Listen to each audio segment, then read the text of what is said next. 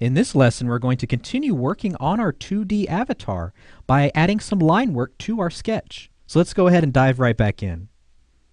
So in the previous lesson, we fleshed out our sketch based off of our photo reference of our kind of goofy looking, silly looking nerd guy over here. And we also decided to go ahead and add a shocked expression as well. So we can kind of see that on its own layer there. And we're going to save this shocked expression so we can work in an additional secondary expression later on in a later lesson. So let's go ahead and hide the visibility of our shocked sketch layer, and we're going to go ahead and turn the visibility back on for our sketch layer. And you'll notice I've created a new layer above this which I've titled line work. So this is where we're going to be adding our line work over our rough sketch lines that we've added in the previous lesson. So before we go forward, let's go ahead with our sketch layer selected in our layers panel. Let's bring down the opacity to around 50%. And we'll go ahead and click on our line work layer. And again, I'm just reducing the opacity of my sketch layer just so I can kind of differentiate between my line work and my sketch lines when applying my clean line work. So I'm going to go over here to my tool panel, and I'm going to just go ahead and hit this little butt icon right here, and this will just take me to a black color to apply my line work. So just zooming in.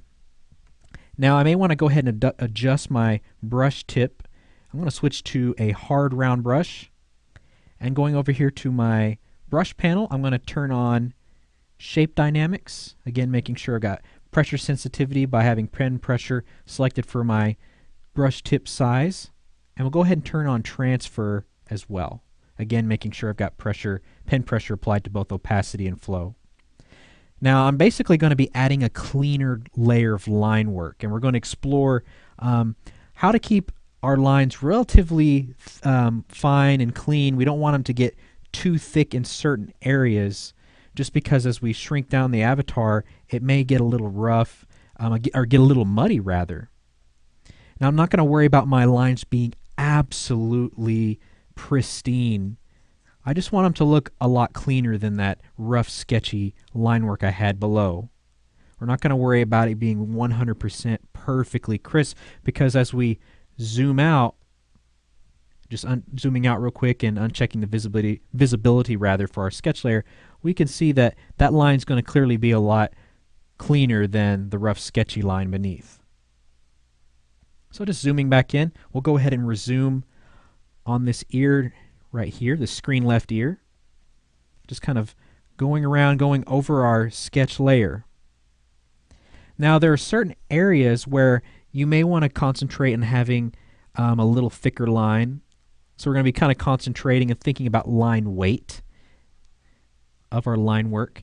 Now if you have an area where your line work gets a little thicker, that's to really help convey or add to depth or rolling of the skin, rolling of a particular facial feature. So adding kind of a thicker line around these nostrils will kind of help the illusion that this area kind of rolls, kind of gives a little bit of depth and dimension. But again, we're going to be very careful about how thick our line work gets. We don't want really, really thick line work because it'll get really muddy shrunken down. So I'm just coming around the mouth here, just working in my line work. Now in a later lesson, as I mentioned before, we're going to take that shocked sketch expression and we're going to use that as a guide to modify our line work that we're adding right now for a different expression. So that's why we went ahead and did that additional rough sketch for an extra expression. As I mentioned in the first lesson, a lot of avatars come stocked with an array of expressions that a user can cycle through to just convey their overall mood. They may be different moods they may be experiencing in a game, for example. So you'll notice I'm getting my lines a little thicker right here just to really show these prominent smile lines that he has.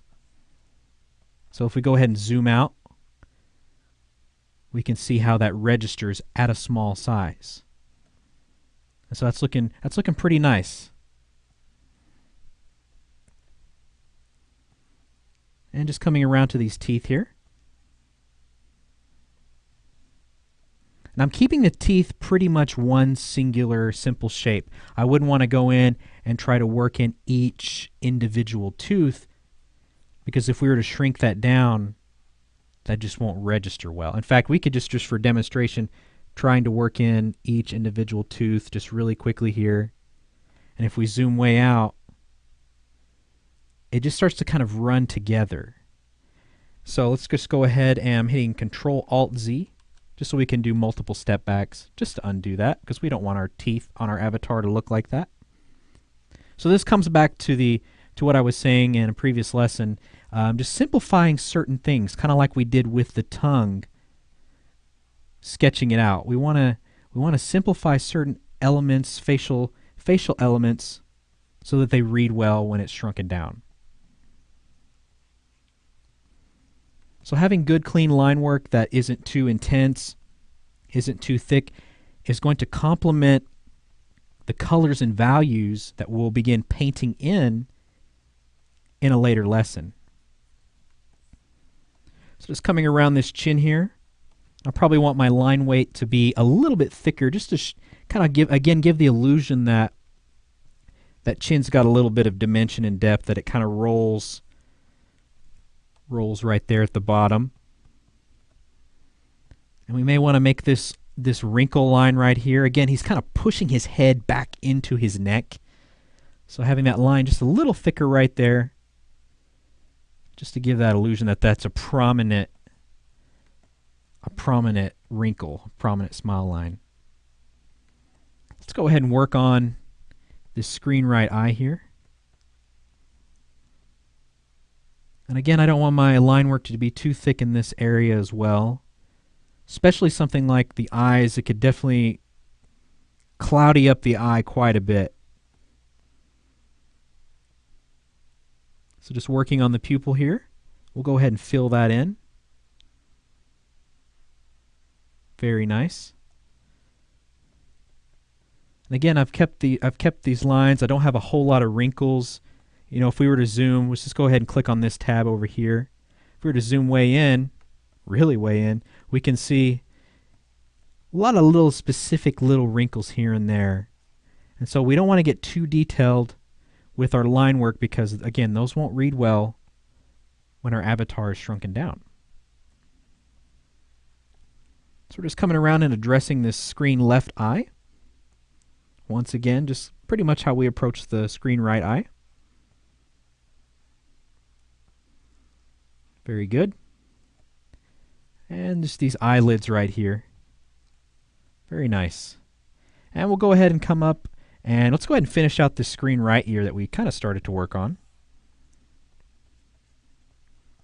And as I mentioned in the previous lesson, I made sure to kind of straighten out a few elements that were, his head was kind of turned or tilted a little towards the screen right. And so I wanted that screen right ear to just register a little bit better when we shrink our avatar down. So just shrinking it down, we can see both ears clearly. If we had left it to where we only saw part of that ear, kind of like we have in our reference photo here, it just might come off as a little bit confusing in our avatar. So again, these are just some things to consider when you're designing your own avatar. And just coming around, working around the line work for our hair.